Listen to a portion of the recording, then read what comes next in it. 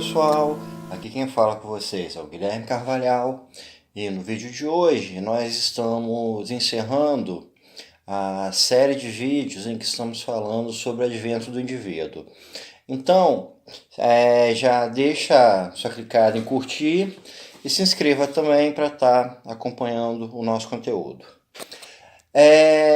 Hoje nós vamos falar sobre a ideia das identidades fragmentadas, que é uma das principais características da individualidade no tempo atual. Essa ideia de identidades fragmentadas ela vem como uma sequência de duas ideias de indivíduo, que foram ideias maiores, digamos assim, que foi uma, a do ser humano do Renascimento, que é aquela ideia de ser humano racional, como uma entidade superior, e a outra é a do século XIX, que é o do ser humano como uma identidade que nasce dentro de uma sociedade. Ele vai ter uma identidade única nascida dentro da sociedade. Já na nossa perspectiva atual, a ideia é de um ser humano cuja identidade ela é fragmentada. A gente não fala em pessoas com uma identidade. A gente fala hoje em dia de pessoas com várias identidades dentro de si, que elas vão interagir entre si e às vezes vão entrar em conflito. Vamos tentar entender isso numa perspectiva histórica. Como eu falei no vídeo anterior, na nossa sociedade do século XX e hoje na do século XXI, o ser humano foi colocado por duas formas de analisar a sua identidade. Uma pelo viés da cidadania, outra pelo viés do consumo. E essas duas perspectivas elas fazem parte dessa identidade fragmentada dos tempos atuais. Vamos primeiro pensar pela vertente do consumo. A gente teve, por volta de 1870, a chamada Segunda Revolução Industrial, que foi a da produção em massa, né? Que os produtos começaram a ser produzidos em série, em grandes quantidades, e deu origem a grandes empresas. Uma das principais dela, né, foi a Ford. Né? Na primeira etapa dessa revolução, dessa segunda fase da Revolução Industrial, você não tinha customização de produtos. Um rádio, um automóvel, uma roupa, móveis, tudo era feito sem se pensar em customização, sem se pensar em gostos do cliente, que você vai ter um determinado cliente com gosto X e outro com gosto Y. Não, era tudo padronizado. Tanto é que tem a frase clássica do Henry Ford, né? Ele falava: cada pessoa pode ter o seu Ford T da cor que quiser, contanto que seja preto. Ou seja, os carros da Ford eram produzidos em uma única cor. Você não pensava em carros de cores diferentes. Por volta de 1930, a gente começa a ter uma nova modalidade do processo de produção, que é o da customização. Você começa a ter produtos diferenciados, você começa a ter produtos com valores agregados, concorrendo entre si, carros de diversas marcas, cada um com uma característica diferente. Isso para tentar agregar valor e conquistar clientes de formas diferentes. Já na década de 1970, a gente tem uma nova mudança que é dentro do âmbito dessa customização, porém pensando em indivíduos de uma forma mais fragmentada, pensando que em diversos tipos de consumidores e você tem que cada vez mais especializar para chegar neles. A gente pode dar um exemplo hoje em dia com a indústria de cosméticos, em que a gente vai ter, por exemplo, cosméticos, maquiagem, creme de cabelo feito exclusivamente para pessoas negras. Isso é um fruto dessa nova modalidade, de você customizar mais. O modelo de customização de 1930 não pensou os consumidores na sua individualidade, não pensou em setores diferentes, nichos diferentes de mercado. Não, ela tinha produtos diferentes entre si, mas esses produtos não eram pensados em agradar cada nicho de mercado. Então a nossa ótica de consumo, ela se tornou fragmentada através dessa busca dos mercados, das empresas, em atenderem públicos diferentes, de diferentes tipos de cliente. E nós hoje somos envolvidos nisso.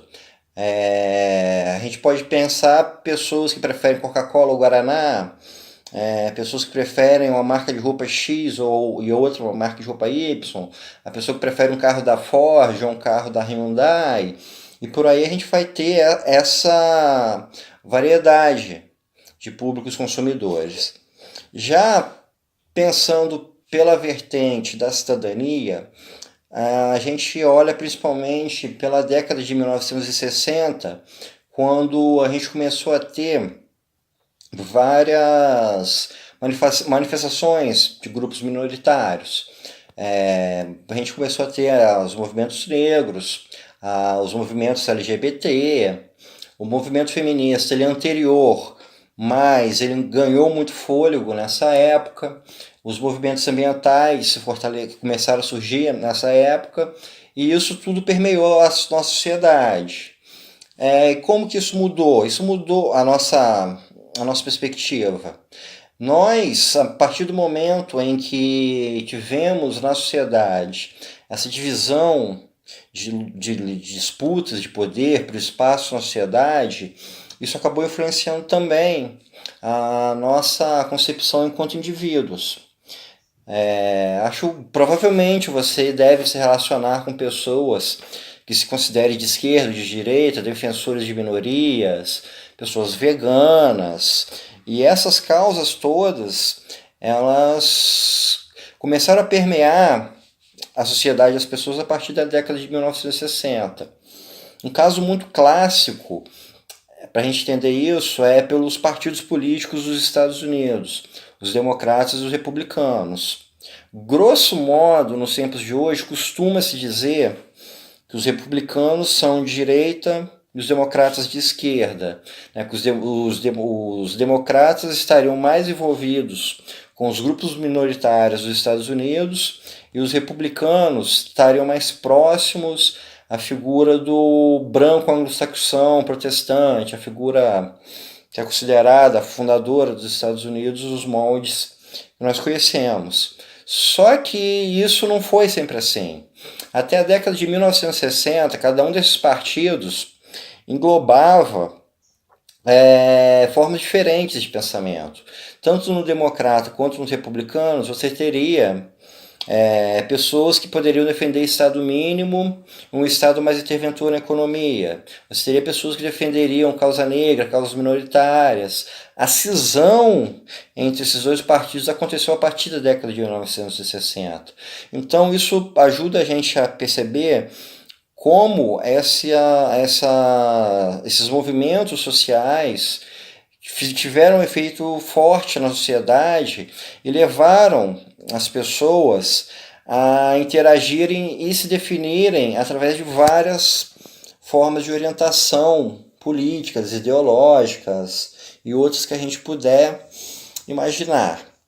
E a gente tem que somar a esses dois processos históricos a questão da globalização.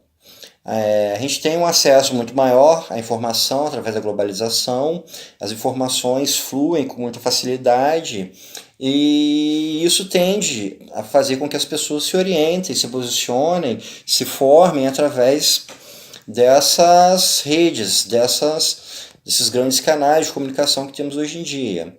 Mas como é que a gente pode tentar compreender a diferença dessa perspectiva que eu estou falando, de identidades fragmentadas, com o modelo de indivíduo que a sociologia apontou no século XIX? Vamos pensar, por exemplo, através da música.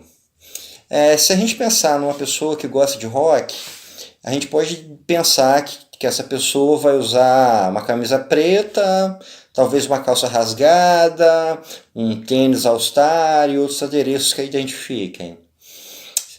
Aí, por outro lado, a gente pode pensar, por exemplo, uma pessoa que se identifique com a cultura do hip hop, que ela use um determinado tipo de boné, um determinado tipo de calçado, uma camiseta que posicionem dentro desse movimento. Ou seja, você vai ter uma pessoa que se identifica como roqueira e outra que se identifica como hip hop.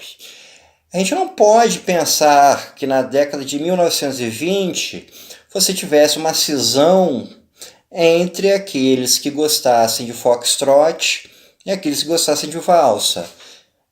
Acho pouquíssimo provável que esses gostos musicais influenciassem na vestimenta, influenciassem no comportamento, influenciassem na maneira de falar. Se a gente pensar uma pessoa de 1920, provavelmente as suas influências da sua personalidade seriam frutos da sua família, da sua comunidade, da sua igreja. Uma pessoa provavelmente teria um sotaque italiano, diria que é descendente italiano e frequentaria uma igreja católica. No máximo, a de expressão de individualidade, ela se diria como flamenguista, ou como vascaíno, ou qualquer outro tipo de clube. Então, essa identificação de personalidade era muito mais estreita, muito mais restrita do que é hoje. Hoje em dia, essas definições são amplas. Eu coloquei, por exemplo, que em 1920 a pessoa se definiria como flamenguista ou vascaína. Hoje em dia, se a gente pegar um jovem, ele pode dizer que torce para o Vasco no Brasil, para o Barcelona na Espanha, para o Milan na Itália, e torce para algum time da NBA, para outro time no campeonato de futebol americano, e por aí vai. Então, a gente já vê como essas individualidades são bem mais fragmentadas hoje em dia. Cada um vai carregar dentro de si vários posicionamentos, várias visões de mundo, várias formas de se expressar, e isso tudo vai interagir com o seu lado de cidadão, o seu lado consumidor e com os processos de globalização. Existe também uma característica específica nisso, que é quando ocorrem conflitos de identidades. Pensem comigo, se um jovem negro for acusado de estupro sem provas por uma mulher branca, a tendência do movimento feminista vai ser de apoiar a mulher. Já os movimentos negros podem apoiar um homem considerando que é uma branca acusando sem prova um rapaz negro. Como seria a perspectiva de uma mulher negra, uma mulher que milite tanto numa causa feminista quanto uma causa negra? De qual lado ela vai se posicionar? Ou seja, essas duas formas de identidade que ela tem em si vão entrar em conflito entre si. E alguma delas sobressai, ou talvez nenhuma, talvez ela fique perdida, eu não sei, eu estou apenas especulando. Imagine que uma pessoa seja fã de uma determinada marca, de um determinado produto, e que a empresa que faz esse produto lança uma campanha publicitária que vá contra suas crenças. A gente pode pensar, por exemplo, uma marca de roupa que lança uma coleção de peles de animais. Imagina uma pessoa que é fã dessa marca, que gosta muito dessa marca e ao mesmo tempo é defensora dos animais. Essas duas identidades dela vão entrar em conflito. Ela vai se posicionar, ou ela vai continuar gostando da marca, ou ela vai preterir a sua causa animal, de defesa dos animais. Então, essa condição de múltiplas identidades ela é uma das principais definidoras de individualidade nos tempos atuais e é algo que a gente vê corriqueiramente. Nós estamos imersos em brigas ideológicas muito fortes, em fluxos de informação muito fortes. Muitas vezes a gente precisa se posicionar, tanto quanto cidadão quanto consumidor, e esses conflitos vão acabar ocorrendo entre nós. Bem, pessoal, então com isso eu encerro essa série de vídeos Vocês que têm acompanhado, espero que tenham gostado e até o nosso próximo contato.